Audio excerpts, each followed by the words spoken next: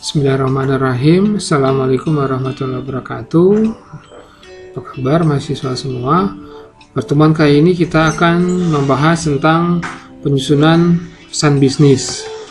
Dalam penyusunan pesan bisnis ada 3 tahap yang harus kita lakukan, yaitu pertama itu perencanaan, kemudian tahap kedua adalah pengorganisasian, yang ketiga itu adalah revisi dari pesan bisnis.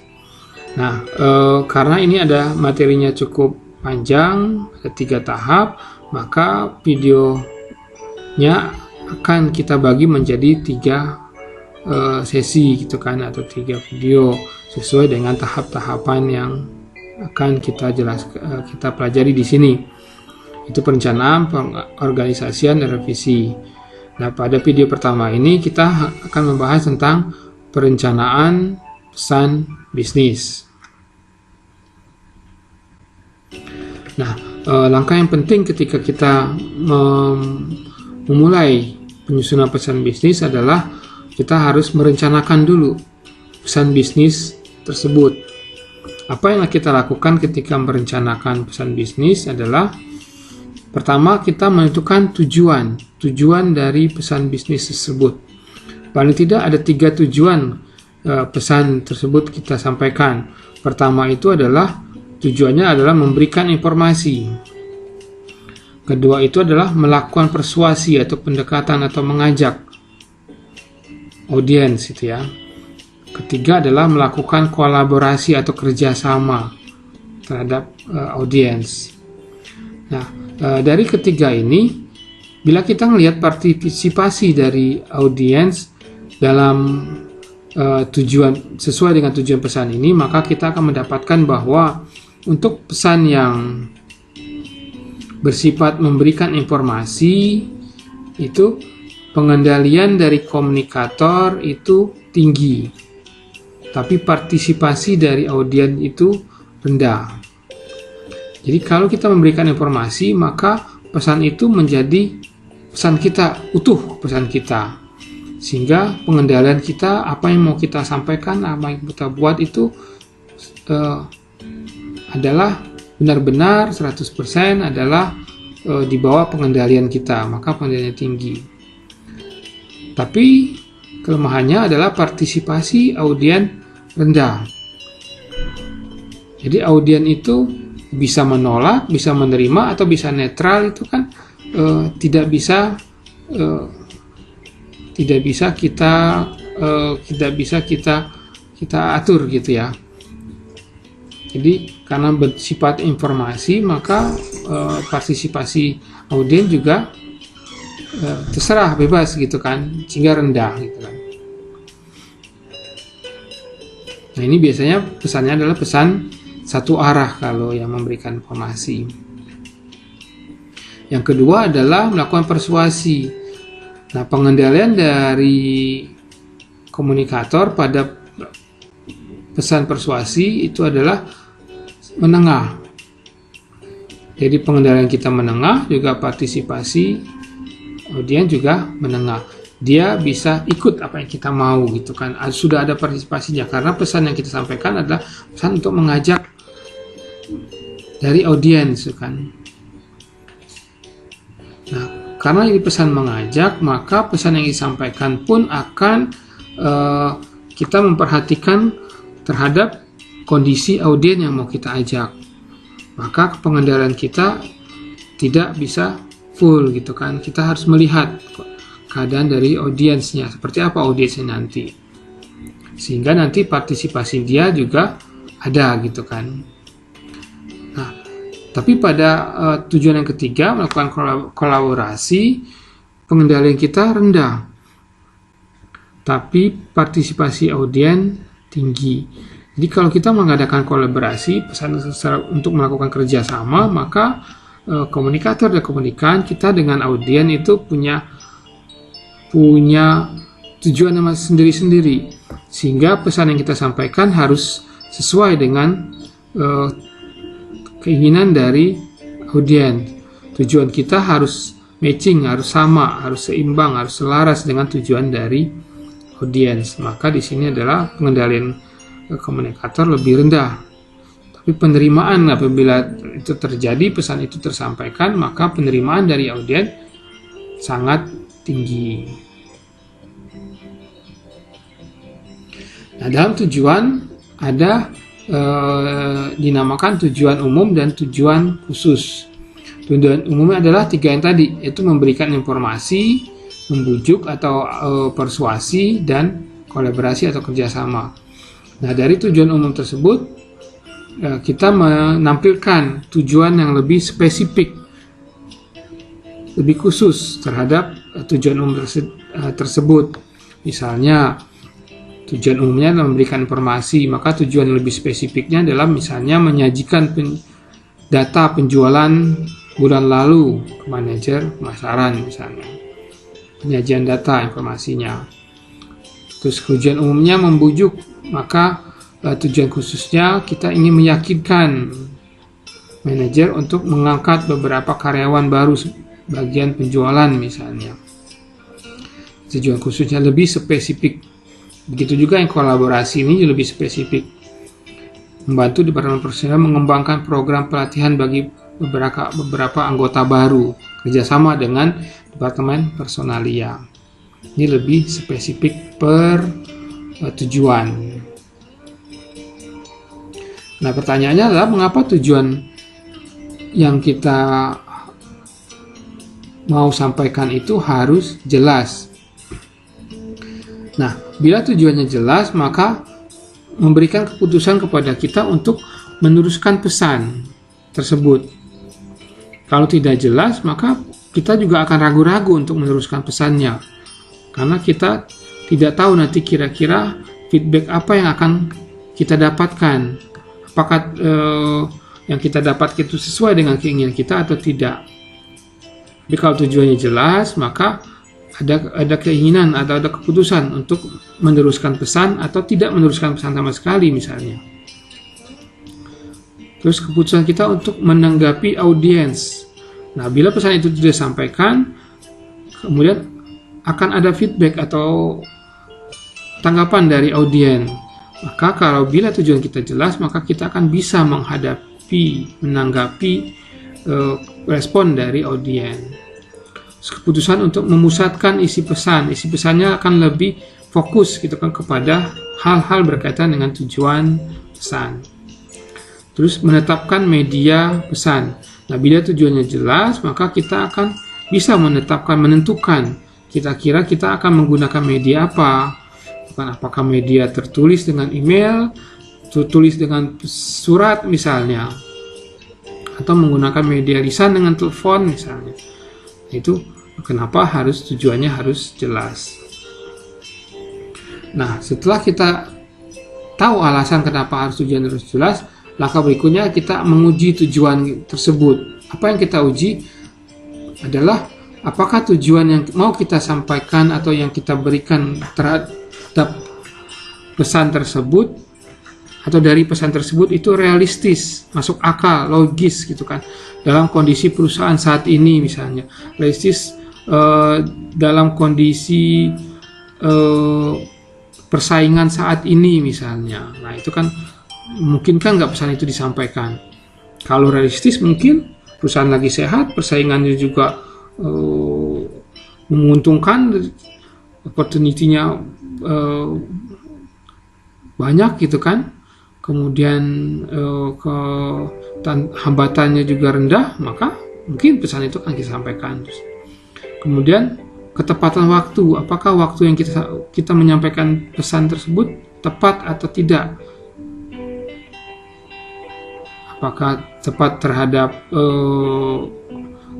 perusahaan, apakah tepat terhadap diterima oleh konsumen misalnya, atau audiens misalnya. Audiensnya adalah konsumen ya.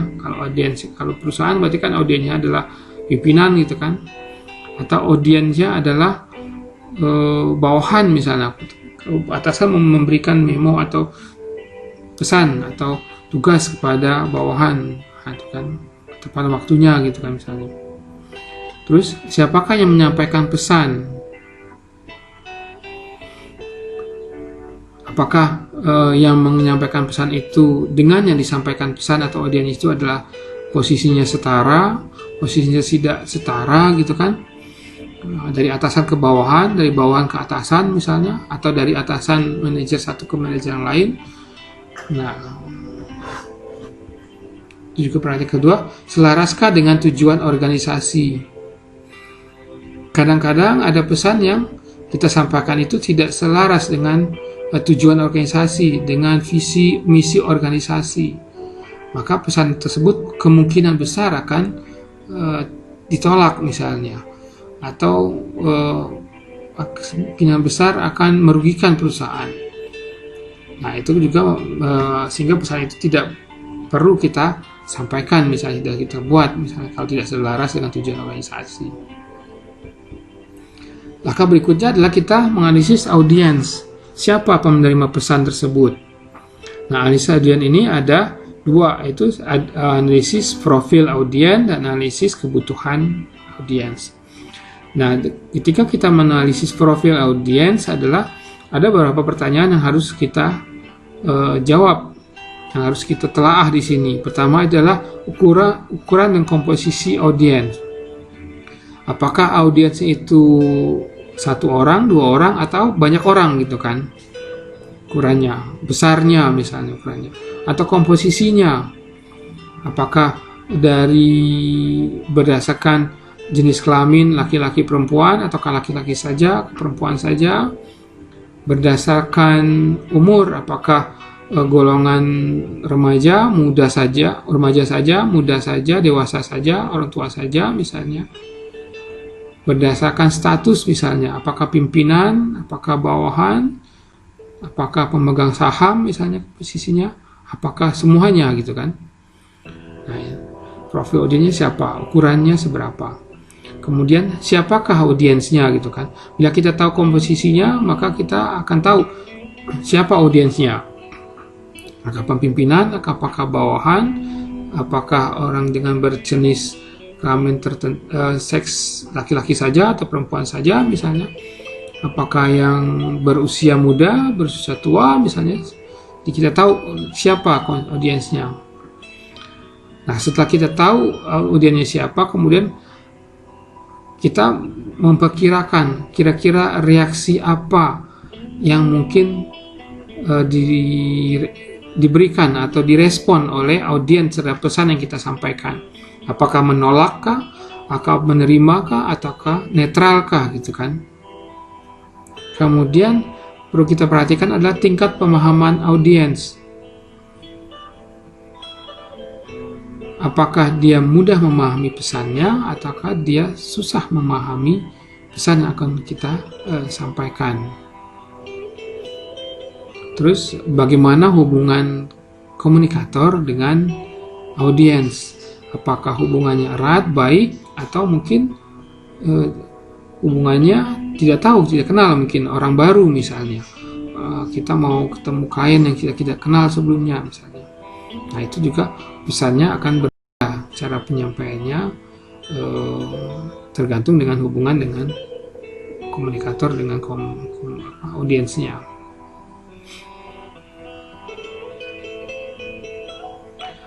Berikutnya adalah analisis kebutuhan. Nah, ada beberapa pertanyaan yang harus kita jawab ketika kita melakukan analisis kebutuhan. Pertama, apa kira-kira yang diinginkan oleh audiens? Apakah pesan yang kita sampaikan ini sesuai dengan keinginan dari audiens nanti?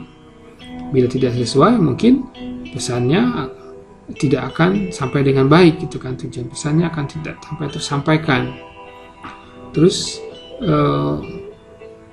apabila audiennya sesuai dengan kebutuhannya, kemungkinan akan ada pertanyaan-pertanyaan gitu kan. Nah, kita harus perlu mengantisipasi pertanyaan-pertanyaan, mungkin yang terungkap atau yang tidak terungkap. Bila audiennya netral, seperti apa mungkin pertanyaan tidak terungkap, atau mungkin audiennya tidak merespon misalnya. Mungkin dia mau bertanya, ingin tahu, tapi karena dia tidak merasa tidak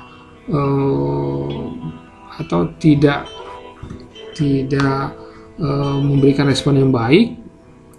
Nah, itu kan perlu kita pertimbangkan. pertanyaan apa mungkin yang mau disampaikan oleh audiens yang tidak terungkap. Kemudian kita harus memberikan semua informasi yang kita punya gitu kan, yang berdasarkan data-data yang ada, berdasarkan data-data yang jujur gitu ya. Kemudian informasi juga harus akurat, harus tepat, harus benar gitu. Kemudian penekanan idenya, tekankan ide-ide yang paling menarik dari audiens. Kemudian gunakan argumentasi yang rasional, yang logis, yang masuk akal, sehingga bisa diterima audiens. Nah, ini adalah beberapa contoh pertanyaan yang mungkin bisa menjawab tentang profil audiens. Nah, ini adalah siapa audiensinya primer, audiens pertama, atau audiens sekunder, audiens ketiga gitu ya. Atau orang yang mungkin ikut bisa mendengarkan atau ikut terdampak terhadap pesan tersebut. Nah, ini pertanyaannya, siapa pembacanya, apa hubungan pribadinya, apa posisinya, seberapa banyak orang itu mengetahui tentang masalah, apa yang diketahui tentang berkaitan dengan pendidikan, keyakinan, atau respon yang diharapkan terhadap pesan tersebut. Kemudian juga audiens sekunder. Nah, langkah selanjutnya setelah kita melakukan analisis audiens, maka kita menentukan ide pokoknya. Bagaimana cara menentukan ide pokok? Bisa dengan berbagai macam cara. Nah, cara yang paling gampang adalah melakukan diskusi atau curah pendapat atau minta pendapat atau brainstorming kepada teman-teman atau rekan-rekan sekerja. Terus kemudian penentuan ide pokok ini juga harus memperhatikan waktu penyampaiannya. Terus penentuan ide pokok ini harus mudah dimengerti oleh audiens nantinya.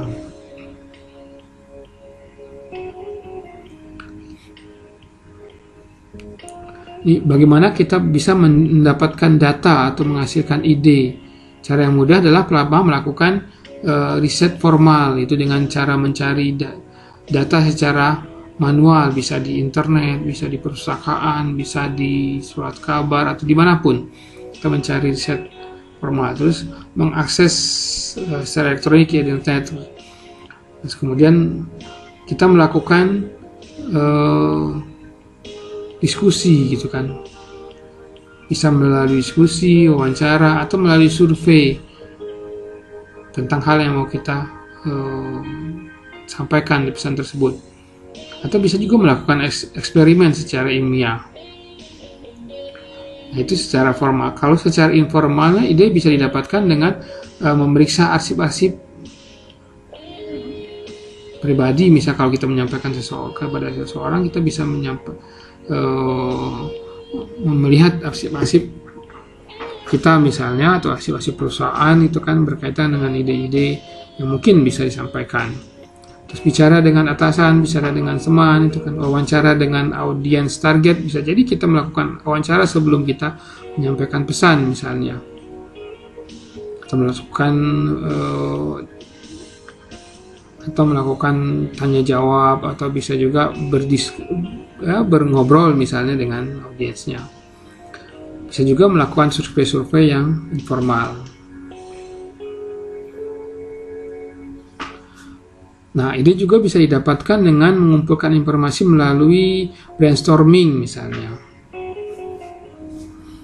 Itu dengan mendefinisikan masalah, kemudian buat agenda untuk brainstorming, terus tetapkan batas waktunya brainstormingnya, kapan dimulainya, berapa lama gitu ya. Tetapkan kuota ide, bila ide yang munculnya banyak, maka kita batasi idenya yang kita terima hanya yang berkaitan dengan hal ini misalnya. Terus jumlah idenya tidak lebih dari sekian, tidak lebih dari 10 macam misalnya, atau 5 misalnya. Terus bisa juga kalau diskusi, setiap orang bisa mengungkapkan kira-kira ide apa yang perlu kita akan tampilkan itu kan, terhadap tujuan pesan tadi. Kemudian bisa juga mencari ide yang mungkin tidak terpikirkan orang-orang lain, itu kan, yang out of the box. Kemudian ide tersebut yang sudah kita kumpulkan melalui brainstorming, kita tulis. Kemudian kita organisasikan dan kelompokkan ide tersebut dengan bisa dengan mind map atau dengan tulisan biasa, misalnya dengan form, misalnya dengan format formulir misalnya. Kedua itu mengumpulkan informasi di tempat kerja, bisa juga dengan rekan-rekan kerja, itu menentukan, nama kita diskusi membutuhkan tema gitu kan. Terus kemudian menulis email atau memo kepada teman, minta idenya gitu kan. Kalau atasan bisa mendorong karyawan untuk ikut berpartisipasi memberikan ide, misalnya kalau atasan bisa mendapatkan ide dari bawahannya. Terus kemudian tetap menentukan batas waktu, dan setelah idenya terkumpulkan kita organisasikan ide tersebut.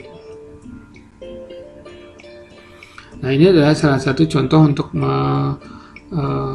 mendapatkan ide dengan namanya random list. Kita melist secara random ide-ide yang tersampaikan, misalnya berdasarkan masalah misalnya atau ide pokok tentang promosi produk. Nah, setelah kita diskusi, kita dengan semua kerja, kemudian menyampaikan email atau memo, minta masukannya, maka ide-ide yang tersampaikan misalnya setelah kita organisir itu direct selling, advokasi, promosi, visual event misalnya. Nah, kemudian dari ide-ide tersebut yang sudah kita organisir itu kemudian kita tentukan salah satu ide yang mungkin menjadi rekomendasi, atau salah satu atau salah dua, lebih dari satu mungkin ide tersebut yang kita rekomendasikan untuk menjadi ide pokok dari pesan, misalnya melaksanakan event. Nah, ini ada cara kedua dengan namanya CFR, Conclusion, Finding, dan Recommendation. Hal pertama adalah menemukan masalahnya dulu, ide pokoknya. Kemudian kita mengambil kesimpulan dari pertemuan tersebut, kemudian kita melakukan rekomendasi. Misalnya masalahnya adalah merosotnya penjualan, kemudian kita kumpulkan ide-ide yang berkaitan dengan merosot penjualan, kenapa gitu kan. Nah, dari ide-ide tersebut kemudian kita organisir. Ternyata didapat kesimpulannya adalah dua hal, misalnya dari merosotnya penjualan, harga terlalu tinggi, dan promosi belum maksimal. Kemudian dari dua hal ini, kesimpulan ini kita rekomendasikan di pesan itu. Nah, idenya adalah menurunkan harga, terus melakukan promosi melalui media cetak. Jadi nanti pesan tentang informasi promosi media cetak misalnya, atau kerjasama tujuannya dengan media cetak. Kemudian menurunkan harga, persuasi dengan bagian produksi misalnya untuk menurunkan biaya produksi misalnya. Di suratnya nanti surat persuasi itu untuk menurunkan harga. Nah, itu juga yang kedua. Berikutnya, setelah idenya terkumpulkan, kita memilih saluran apa pesan tersebut akan diberikan dengan memperhatikan faktor-faktor. Pertama itu seberapa penting pesan tersebut. Bila pesan itu penting, maka salurannya juga diperhatikan, saluran apa ya kalau pesan itu penting. Misalnya melalui saluran lisan misalnya, jadi dengan langsung rapat gitu kan, atau dengan tulisan tapi dengan ada catatannya, ada bentuk fisik arsipnya gitu kan, berarti penting. Kemudian jumlah dan kecepatan umpan balik, seberapa cepat umpan balik yang mau kita dapatkan. Semakin cepat maka salurannya juga akan berbeda dengan yang lambat gitu ya. Terus jumlah pesannya apakah banyak atau sedikit. Kalau jumlahnya banyak, mungkin salurannya akan berbeda dengan jumlah sedikit. Terus kemudian seberapa perlu pesan itu didapatkan atau disimpan secara permanen. Terus biaya yang kita butuh, apa yang akan dikeluarkan untuk pesan tersebut. Terus tingkat formalitas yang diinginkan. Itu juga perlu diperhatikan ketika memilih saluran pesan. Ini adalah contoh. Misalnya, bila kita menginginkan umpan balik yang segera, maka kita akan menggunakan salurannya adalah komunikasi lisan. Tapi bila kita tidak memerlukan umpan balik segera, maka kita menggunakan komunikasi tertulis. Bila pesannya itu relatif sederhana dan singkat, kita bisa menggunakan lisan. Tapi pesannya itu panjang, banyak, rinci gitu kan, maka kita menggunakan media salurannya adalah tertulis. Bila kita tidak memerlukan catatan permanen, maka kita bisa menggunakan lisan. Tapi kita bila membutuhkan catatan yang tertulis dan permanen, maka kita menggunakan media tertulis. Ketika kita dapat mengumpulkan orang-orang penerima pesan itu dengan lebih mudah, maka kita bisa menggunakan lisan. Tapi bila lebih susah, kita bisa menggunakan tertulis. Atau AD-nya terlalu luas, terlalu banyak gitu kan, media tertulis. Atau bila menginginkan interaksi dengan audien, maka kita menggunakan komunikasi lisan. Bila tidak, kita menggunakan komunikasi tertulis.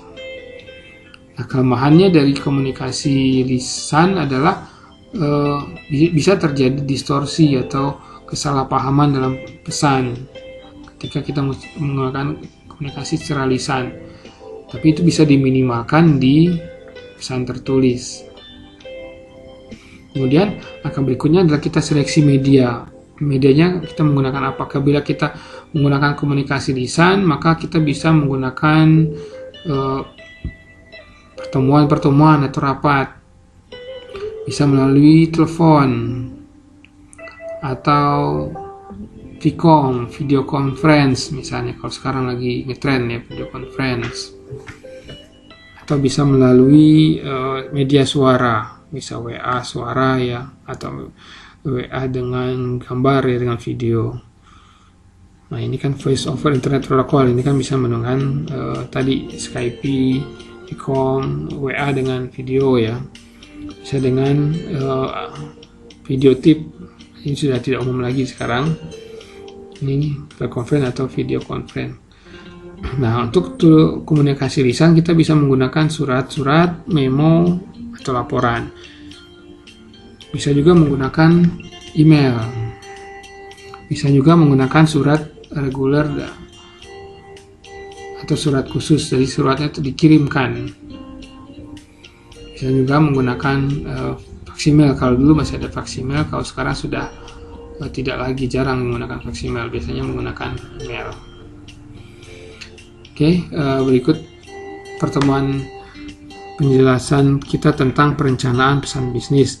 Kita akan lanjut kepada sesi berikutnya tentang perorganisasian dan revisi pesan bisnis. Terima kasih atas perhatiannya. Assalamualaikum warahmatullahi wabarakatuh.